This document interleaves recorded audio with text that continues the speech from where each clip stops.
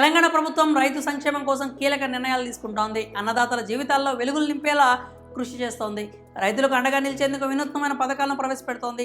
కర్షకులకు అండగా నిలిచేందుకు రేవంత్ సర్కార్ రెడీ అవుతోంది. ఎన్నికల్లో రైతులకు ఇచ్చిన హామీలను ఒక్కొక్కటిగా నెరవేర్చేందుకు చర్యలు చేపట్టింది. రెక్కలు ముక్కలు చేసుకుని పండించిన వరి ధాన్యానికి 500 రూపాయల బోనస్ అందించనున్నట్లు ఇప్పటికే ప్రకటించింది. రైతు భరోసా పథకం ద్వారా ఎకరాకు 15,000 ఇచ్చేందుకు సన్నాహాలు చేస్తోంది.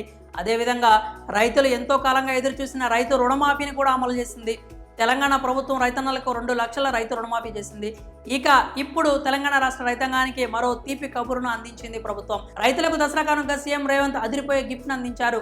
పామాయిల్ రైతులకు మద్దతు ధరను పెంచుతున్నట్లు ప్రకటించారు. దాదాపు 3,000 రూపాయల వరకు పెంచుతూ ప్రభుత్వం నిర్ణయం తీసుకుంది. రేవంత్ సర్కార్ నిర్ణయంతో పామాయిల్ రైతుల కుటుంబాల్లో దసరా పండుగ సంబరాలు ముందుగానే ప్రారంభమయ్యాయి. పామాయిల్ గెలల ధరను 17,043 రూపాయలకు పెంచుతూ నిర్ణయం తీసుకుంది. ఈ మేరకు వ్యవసాయ శాఖ మంత్రి తుమ్మల నాగేశ్వరరావు ప్రకటన చేశారు. కేంద్ర ప్రభుత్వం ముడి పామాయిల్పై దిగుమతి సుంకాన్ని పెంచింది అన్నారు.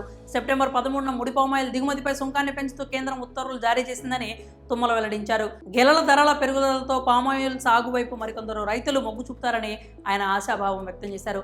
తెలంగాణ ప్రభుత్వం కృషి వల్లనే ఇది సాధ్యమైంది అన్నారు. దీంతో ఆయిల్ పామ్ గెలల ధర టన్నుకు 14,392 రూపాయల నుంచి 17,043 రూపాయలకి పెరిగింది అన్నారు. అంటే దాదాపు 3,000 అదనంగా రైతులకు అందుతున్నాయి. పామాయిల్ సాగు చేసే వేలాది మంది రైతులకు లబ్ధి చేకూరుతోంది. రైతులకు ప్రత్యామ్నాయ పంటల వైపు దృష్టి సారించే విధంగా ప్రభుత్వం చర్యలు చేపడుతోంది. పామాయిల్ సాగును ప్రోత్సహిస్తోంది. ఆయిల్ పామ్ రైతులకు సబ్సిడీ రుణాలు, వ్యవసాయ పరికరాలను సమకూరుస్తూ అండగా నిలుస్తోంది. వ్యవసాయం దండగ కాదు పండగ అనేలా రేవంత్ ప్రభుత్వం అన్నదాతల సంక్షేమానికి కృషి చేస్తోంది.